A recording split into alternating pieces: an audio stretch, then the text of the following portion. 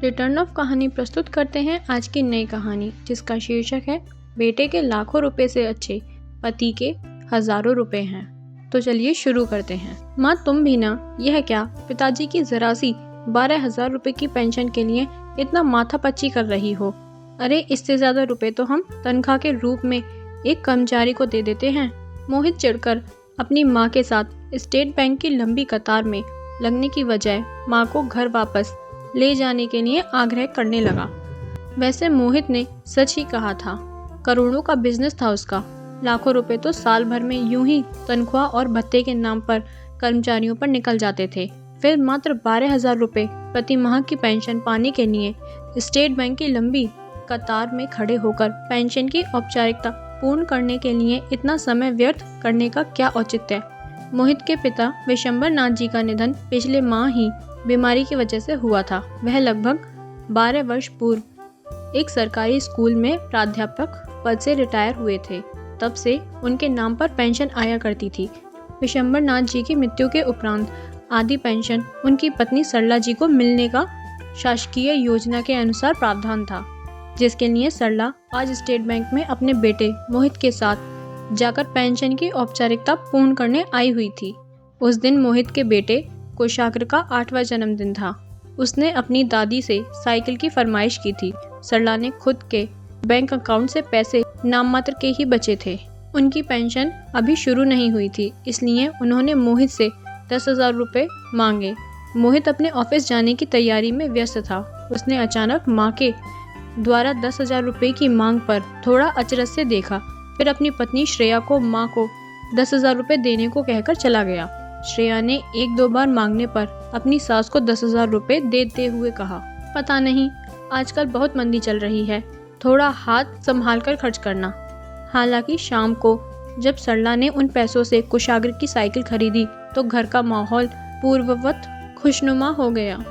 अगले हफ्ते मोहित की बड़ी बहन उषा 2 दिन के लिए मायके आई थी। जब तक विशंबर नाथ जी जीवित थे, सरला को कभी पैसों के लिए किसी से पूछना नहीं पड़ता। वह खुद ही अपनी पेंशन से एक रकम निकालकर सरला को दे देते थे। मगर आज बेटी की विदाई के लिए सरला को बहू से पैसे मांगते समय उसके शब्द, पता नहीं आजकल मंदी चल रही है, थोड़ा हाथ संभाल कर खर्च करना, याद आ गई। सरला बहुत दुखी मन से बेटी को बिना कुछ दिए ही विदा करने लगी। तब बहू ने खुद आकर सरला के हाथ में 2,000 रुपए पकड़ाकर कहा, बेटी को खाली हाथ मायके से विदा करेंगी क्या। सरला ने महसूस कर लिया था कि बहू की बात में अपनापन कम, उलाहना ज्यादा है। ऐसा नहीं था कि सरला के जीवन में पैसों का अभाव आ गया था। उसके इलाज के लिए, दवा के लिए, मोबाइल रिचार्ज के लिए, छोटी मोटी ज़रूरतों के लिए तो मोहित बिना कुछ कहे ही पैसे लाकर दे देता था। परंतु इसके इतर सरला को जो भी खर्च करना होता, जैसे किसी मंदिर में दान करना, नौकरों को उनकी ज़रूरत या त्योहार पर पैसे देना, या अपने रिश्तेदारों के आने पर उपहार देना, उसे मोहित या बहू से पैसे मांगना सरला के स्वाभिमान को चोट करता था। अभी 2 दिन पहले सरला की छोटी बहन वर्षा उसके घर पर आई हुई थी। वर्षा की आर्थिक स्थिति बहुत कमजोर थी, इसलिए वह सरला दीदी से कुछ आर्थिक सहयोग की अपेक्षा कर रही थी। मगर जब उसने खुद सरला को छोटे छोटे खर्चों के लिए बहू की तरफ मुंह ताकते देखा तो उसने अपनी बहन से कुछ भी नहीं कहा। आज जैसे ही सरला के मोबाइल पर पहली बार स्टेट बैंक का SMS आया, सरला ने आश्चर्य से मैसेज खोलकर देखा। पिछले 6 महीने की पेंशन 72,000 रुपए उसके अकाउंट में क्रेडिट होने का मैसेज आया था। सरला नज़दीक के ATM से 10,000 रुपए निकालकर घर आ रही थी। अपने ही बेटे के करोड़ों की संपत्ति से ज्यादा वजन आज सरला को अपने पति की पेंशन से निकाले 10,000 रुपए में लग रहा था। सरला का आत्मविश्वास और कदमों की चाल ही बता रही थी कि पेंशन को सम्मान निधि क्यों कहते हैं।